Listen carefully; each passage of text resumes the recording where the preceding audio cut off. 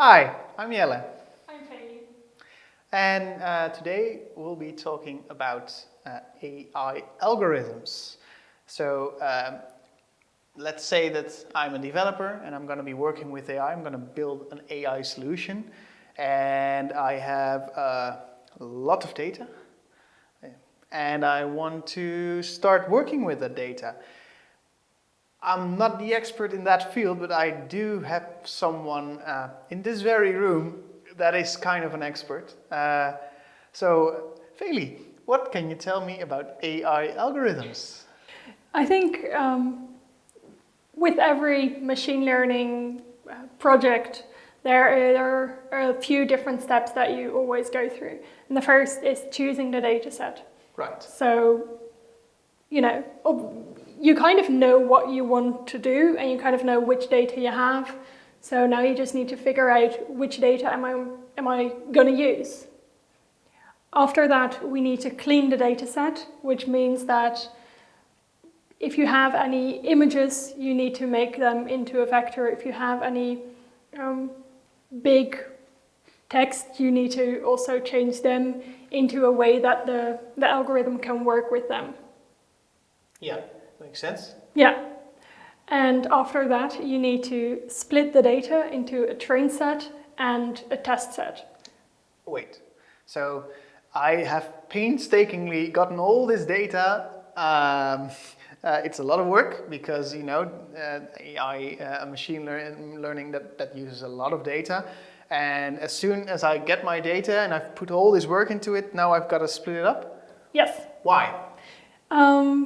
If you don't split it up, you'll get overfitting. Well, that answers that then. What's overfitting? So you have all of your data and then you split it into two. Often you use 70% for your training set and then 30% for your test set. And why you do that is if you train your algorithm on just one big set of data, and after that you want to you think, oh, I made this great algorithm which fits my data perfectly, and you think, I'm going to test how it works, and then you test it with the same data that you trained on, and then of course it's going to work great because that's the data that you trained on. But then if you introduce... It's kind of like it already knows the answers to the test. You've already given it the answers and it's learned the answers, and then you ask them just the same questions that it's already seen. And then if you introduce a new data point or a new question, it doesn't know what's like, it doesn't know anything because it has never seen this new point before. And you might think that your algorithm works great because you tested it with the same data, so you think it works great, and then if you introduce something new, it will not work as good. So it's important to first train on about 70%, and then you're going to test on different data, and that gives you a better, more accuracy. That's good. So you mentioned there were multiple steps, so this isn't the final step, I guess? No. So we chose the data set, we cleaned the data set, we split it. Now the fourth step is we actually apply the algorithm on the train set. And I'm guessing that the algorithm is something you're going to explain. Yeah. Afterwards. There's a lot of different kinds of algorithms that you can use. So later I'm going to explain a few different kinds of algorithms and explain the algorithms themselves. There are a lot, but I'm just going to name a few just so that you know what kind of algorithms you can think about. And then the last step, the fifth step, is actually scoring and evaluating. We already talked about this a bit before, but if you make an algorithm, you want to know how well it works. So that is the last step, is basically seeing, does it work, does it not work? And then if it does not work, you can just try again. You can try a different algorithm, or maybe you need to clean the data set a bit more, maybe you need different data. So if it doesn't work, you can just try again. So if I get a good enough score, then my solution is done? If you want to, okay, yeah. So that's the clear goal that we're trying to achieve. But the middle step is the interesting step where we have to select an algorithm, right? Yeah, because you have a lot of different kinds of algorithms, and they mainly fall into two groups. There are more groups, but we're going to focus on two right now, which is supervised and unsupervised. So supervised would be that I have to stand next to my computer while it's... You can, you don't have to. So supervised means that your data is labeled. So under this, there's two groups, classification and regression. And an example of supervised classification can be detecting whether a mole is dangerous or not, or something like spam detection, or even handwriting detection, because here we have our input, for example, the image of the letter, and then our label is just an A or a B or a C or anything like that. And with classification, you have groups that you classify in. And with regression, you also have data and a label, but you don't have groups, but you have just a number. So an example for this is house prices. You don't want to know whether something is a cheap home, a normal priced home, or an expensive home, but you want to know the actual... Yeah, my AI solution needs to predict based on some input exactly how expensive or cheap a house is going to be. Yeah, and the big difference is with regression, if in your input you have a house that is 100,000 and you have a house that is 200,000, a regression algorithm can still say from another input that the house will be 150,000, for example.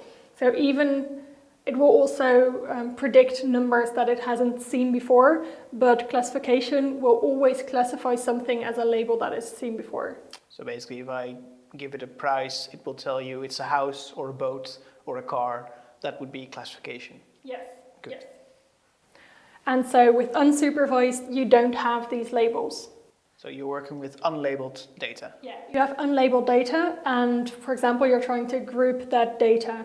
So you're trying to find similar data groups, or you're trying to find data that has a relation between each other. So something like that, where you have unlabeled data, would be unsupervised machine learning.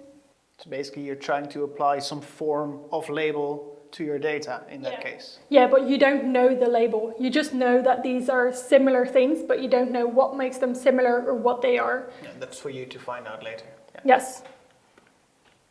So the first algorithm that we're briefly going to touch upon is linear regression. It's one of the easier to understand algorithms, and it's a regression algorithm. So an example for this could be house prices. The easiest way to kind of think about it and make it, easier to understand is if you would plot the data points. So we have houses, and we know the price, which would be that would be the label. Right. And then we also know how many rooms they have. Right.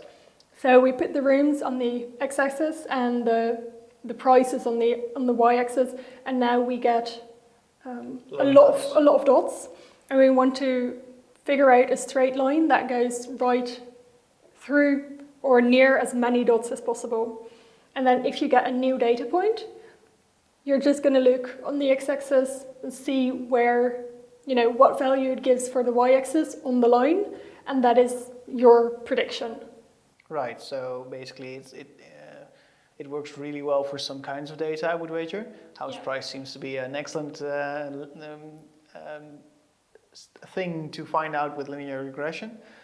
But I think that not all data would just fit a neat line. Yeah. Some data, for example, you have data that fit into two groups. Well, first with linear regression. Right. We want to know, what's good about it, what's bad about it. So, we do. So first talk about that maybe. It's easy to understand and it's efficient and fast. But yeah, it's only linear data and it's bad at detecting outliers. We hadn't said that one yet, but it doesn't work well with outliers. Yeah, I'm gonna have you explain now what an outlier is, because I'm not completely sure. So an outlier is basically if you have your data and it all seems to fit very well and maybe it's almost a straight line, but then an outlier would be a data point that is very dissimilar to the other data points. So a very, very big house that sells for no money at all. Yes, yeah. So that would be a perfect example for an outlier, and that also shows us that maybe if you also take into account the location or the state of a house. That might give better predictions. Yes, yeah. So another one is logistic regression, and logistic regression is often used if you have two groups. So for example, is something spam or is something not spam? Mm-hmm. And here you try to make a function that gives a probability of something being spam. Like a chance, like yeah, it's 70%. Yes. And this is, just like logistic regression, it's really efficient, it's fast, and really big thing is it gives a probability. So you can kind of be more cautious to say, well, we really don't want to miss any important emails. So if we have a 70% chance of something being spam, it's going to go into spam. But if it's only 50, we're just going to show it. Right. And that also allows you to play around with the output then. That the probability is another output you get, which you can do stuff with. Yeah. That's good. Yeah, but again, it only works with linear data. So it only works with data that you can actually, separate with a line. Right. But what if that isn't what's happening? What if it isn't linear? Wager is the case in a lot of data sets. Yes. So if that happens, you can use an algorithm like k-nearest neighbor. So k-nearest neighbor. K-nearest neighbor. Good. So k-nearest neighbor is based on finding the nearest neighbor, which sounds logical. It's the k bit where it's the k bit where. So first, we're just going to say the nearest neighbor is you have a lot of data points, and if we introduce a new data point, yes, it's going to just try to find data points that are really similar. And we do this by looking which data points, like if you would plot it, which data points would be closest to your newly introduced data point. Right. So with k-nearest neighbor with k1, you look at the one nearest neighbor, and the label that data point has is going to be given to your new data point. Yeah, because this is in the unsupervised category then? This is supervised because it's still supervised. So yeah, because we do have a label. Yeah. Yeah, it takes the label of its nearest neighbor. Yes. And then if you look at k-nearest neighbor for case 5, it doesn't look at one nearest neighbor, but looks at the 5 nearest neighbors. So that way, you're not going to get as much overfitting as you would in some other cases. And it's also better with outliers. But I'm thinking that if you increase the k, then it's going to take a lot longer? No. Oh, that's good. So why aren't we all using this? It's actually, the k doesn't matter, because whatever you do, if you get a new data point, you have to calculate the distance to all of the other points that you have. And you have to do that anyway, if you have a k of 1, you still need to do all of the distances. Because you don't know which one is the closest unless you know the distance of that data point to all the other data points. Yes. But the expensive thing is the fact that you have to calculate the distance to all of the data points. So if if you just have a lot of data points, it's going to be very expensive. So in this case, not only do you have to choose the k-nearest neighbor algorithm itself, but you also have to choose which k would best represent your data. Yeah. So just like with logistic regression, you have to choose the probability, and here you can choose the k. And another one is decision trees. And with decision trees, what you do is you kind of make a tree with questions. So the first question can be, if you want to figure out whether someone's getting a loan or not, a first question can be, what is the income range? After that, does this person have a criminal record? How many years are they working in their present job? So you kind of make a tree, and then if you get a new data point, you just kind of insert it at the top, and it's going to go and do all of the questions of the tree. So first it's going to see what is the income range, and then depending on the answer of that, it's going to go to the next question, which might be how many years do they have in the present job? Right, so it chooses the most relevant questions, the Yes. algorithm? Yeah, so that's a really big pro of this one, because if there are certain features that aren't important, like for example, what is the favorite color of this person, do they like ice cream or not, it automatically sees like, oh, these aren't important features, so we're not going to look at them at all. And also with this one, you can give it some extra information. So with K nearest neighbor, we said what K would be. Mm-hmm. But here, for example, you can say how deep should my tree be? How many layers? How many layers do I want? How many questions do I want? And if it's too little, it's not going to work well. If it's too much, it's going to overfit, so it's not going to work well. So yeah, you'll have to tweak it again. Yeah. But I mean, it does give me the questions and the answers. That seems great, right? Yeah, because we talked about kind of the fact that sometimes you have a black box, and here, you know, if you have a certain input and a certain output, you can easily see why this output was chosen for this input. So that's actually a really good thing. But the actual making of the tree can be quite expensive. It can take a long time to figure out what's the important features and stuff like that. So that's the con, but it's a really good algorithm. So why isn't everyone using it? Because it really depends on your data what algorithm works best. So on this picture we can see we have a few different, different data sets or data that's split differently. So the first is two half circles, so it's like two moons that interconnect. And you can see that nearest neighbor works best for this because logistic regression doesn't work because it's not linear. Right. And then decision trees can't really get like the smooth shape of the circle, like of the moon. But then if we look at two circles, a larger circle with a smaller circle inside, logistic regression, again, it's not linear, so that's not going to work. And then nearest neighbor doesn't really know what to do with the points that are kind of like in the middle between the two circles. And this is something that decision trees works a lot better at. And another one, the last one, is if you have a data set which is linear, then logistic regression is going to work best because it's made for linear data sets. Okay, but quick question. When I start with my data, I have no idea what shape it has. I mean, how do I know which algorithm to use?